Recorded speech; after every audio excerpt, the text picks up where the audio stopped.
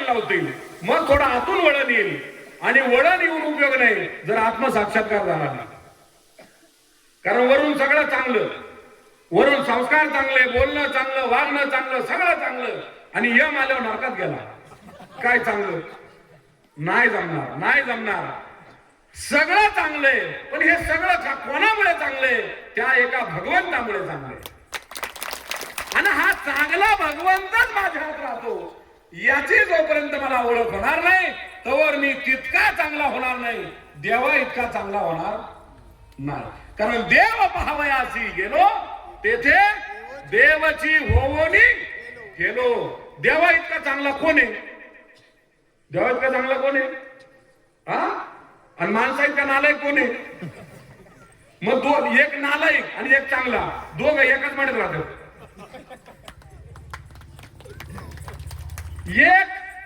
एक चांगला आहे जो मड्यावर प्रेम करतो, आणि दुसरा चांगला आहे जो आत्म्यावर प्रेम करतो.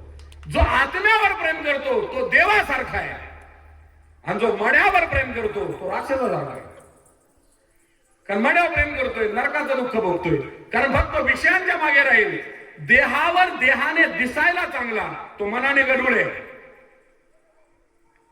तो मनाने गडुळे.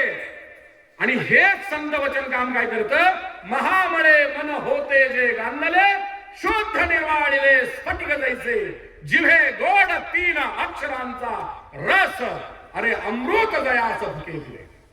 ज्याच्यापुढे अमृत पण हलके, अमृत सुद्धा हलके. मग हे जे ब्रह्मनाम आहे सद्गुरूने दिलेलं, हे आमच्या मनाला आतून स्वच्छ करत. जेवढा आतून स्वच्छ तेवढा आनंद जास्त, जेवढा वरून स्वच्छ तेवढा दारू जास्त पितो.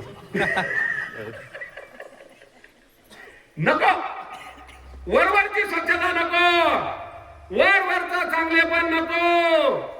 चांगलं मला म्हणण्यासाठी अजिबात चांगलं नको, मला आतून चांगलं पाहिजे.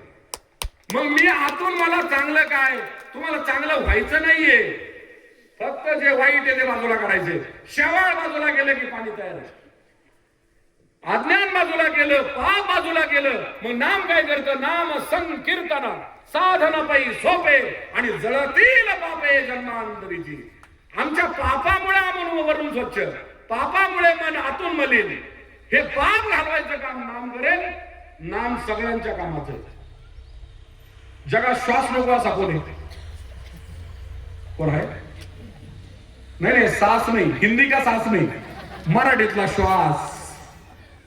श्वास श लव काना आणि स साशाचा श्वास.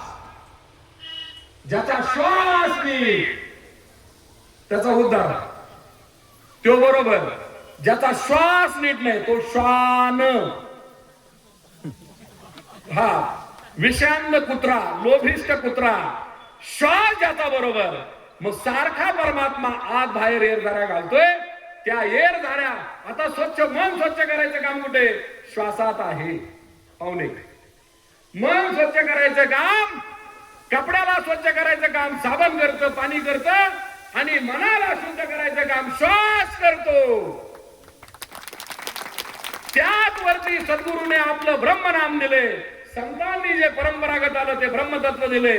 जो हे श्वासामध्ये जपतो, ज्यासे श्वासो उच्छ्वासाचा परिचार, निमिषो निमिषीचा व्यापार, आणि तेची माझे घर साचार.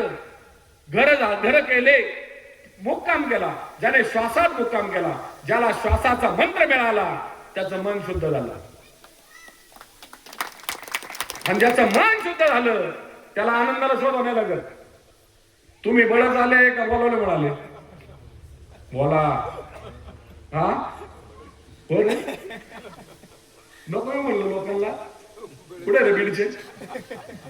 हे बीडचे नको म्हणलं. कितीला म्हणाले? मग भर पाणी. तुमच्या इकडे कोण पाहुणे मिळून आहेत का? कोण आहे? अरे यावं लागेल, यावं लागेल. 500 नाही, पंचमहाभूताला सोडून यावं लागेल. पंचमहाभूतांचा विचार नाही महत्वाचा, इथला एक एक क्षण महत्वाचा आहे. इथला जीवनात माझं जीवन जगताना जो एक एक क्षण आहे तो मला आनंदात घालवायचा आहे. म्हणून स्वामी विवेकानंद म्हणले, कड़ी धूप में दो दिन का भूखा, कड़ी धूप में नंगे पैर, अगर कोई मुझे 10 किलोमीटर जाकर कोई मुझे 2 मिनट का संत संग देगा. कितने मिनट का? तुम इतना करने के लिए तैयार है. काय अवघड आहे, काय अवघड आहे या जगात. तुमचं खरंच भाग्य आहे. नाही खरंच तुमचं लय खरंच अवघड आहे. पहिलं मला एकट्याला कळालं, गुरु भेटले, भाऊ भेटला आम्हाला 25 वर्ष गुरु भेटले, म्हणलं लय चांगलं आहे.